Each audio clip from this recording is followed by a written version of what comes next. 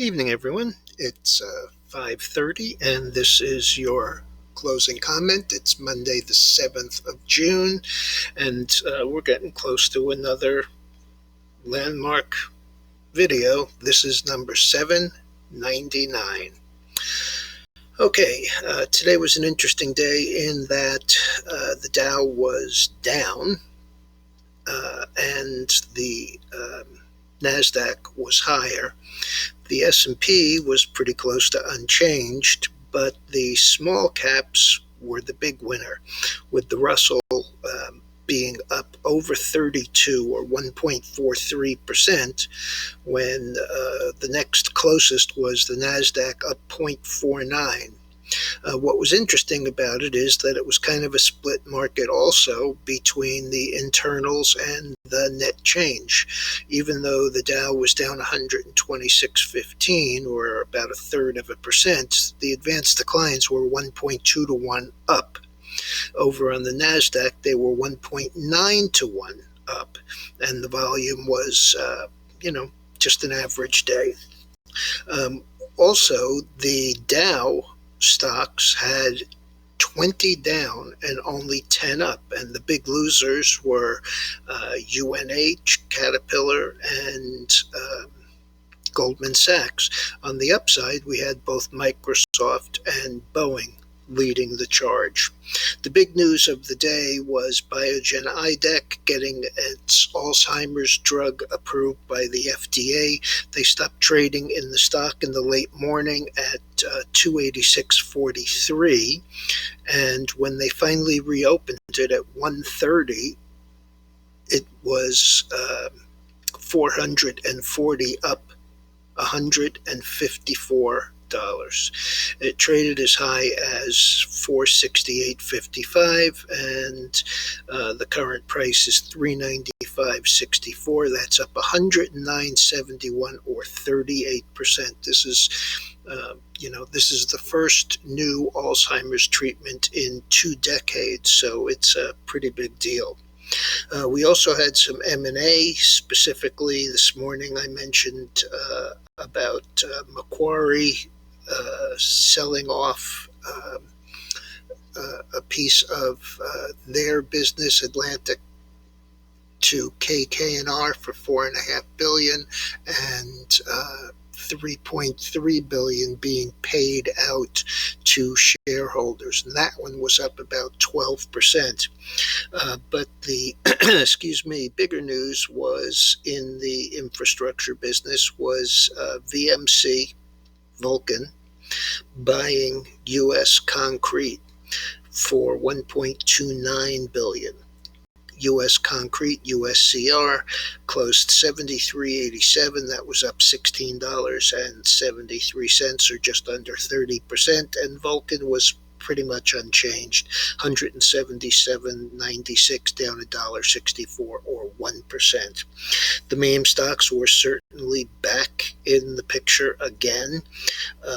GME, 285 up 36 or 14%.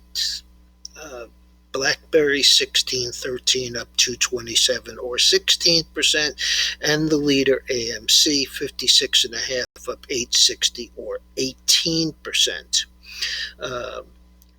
Alphabet made a new high and a new closing high, and after the close we had a couple of earnings reports, both pretty major beats on all metrics. SFIX beat top and bottom, gave solid consensus going forward for the next quarter and the rest of the year. The stock had closed $57.94, up $242, currently $66.99, up another $11.05 for 20% move. And Coupa Software, COUP, also had great guidance, also beat on all possible metrics. The stock had closed $236.73, up 6.5, but this one, after gapping up to 245, collapsed down to 215. Last is 216.75, and that's down 13.33 or 5.75%. In the commodities, we had oil briefly touch $70 this morning and then turn back down to trade just under 69, closed 69.32, down 39 cents. So not a huge uh, change there. Pretty interesting though. Once it hit that round number, I'm assuming that it's still going to work its way up to the $72 to $74 area. Gold 1898.80, up 680 after trading 1883 and then up to 1903. So that's pretty decent considering the move that it's had. Uh, Bitcoin, which is the chart on the screen, is beginning to disturb me. It closed down 1310 at 35,645. My concern is that this is a new low close in this consolidation. I mentioned this in last night's letter in my stocks, my charts with comments, that I really didn't want to see it closed below these lows in the 35, 8.25 area, and we went right through it. Wasn't a particularly active day as far as percentage move, but down 1,300, and looks like it's going to approach this 200-day moving average, which is down here around 32,670. So we'll see if that holds it. We have this bottom here where we pierced it and then turned back up, and that low is 30,205, but not great. The dollar, same situation, closed under 90. I think my number there is 89.4. It closed 89.94, down 19 cents, and bonds were down about 0.25%. So let's just take a quick look at the gold chart, and you'll see what I'm talking about. The recent move and the reversal on Friday from down to up.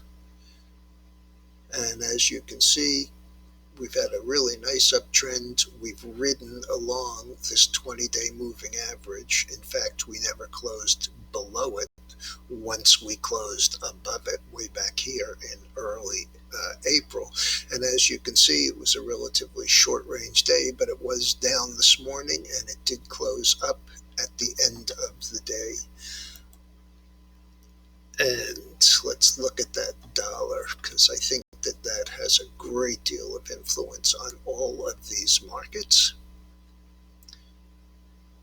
And as you can see, we've tried to rally. We've consistently made lower highs and lower lows all along. We tried to rally this morning and we came down. My number, the number that I'm using, is on the weekly chart, and as you can see, that number right here is 89.4. And in the last 3 weeks, we've closed 90, 89.99, and then last week's 90.13. So we're getting awfully close to another break to the downside, and in the grand scheme of things, you can see this would be a pretty ugly break, and the next support is down here around 88.5. Open interest is rising during a time of a sell-off, which generally means new short positions. All right, everyone, I'll be back in the morning. Remember, we have a bunch of economic news tomorrow. We have small business optimism that comes out at 6 a.m., so that'll be a foregone conclusion by the time you start looking. April trade balance comes in at 8:30, and at 10 o'clock we have the April job openings, the JOLTS number. All right, everyone, have a good evening, and tomorrow morning will be video number 800. I really hope everyone appreciates the work, and the way that you can show me that is by hitting the subscribe button. Have a good evening.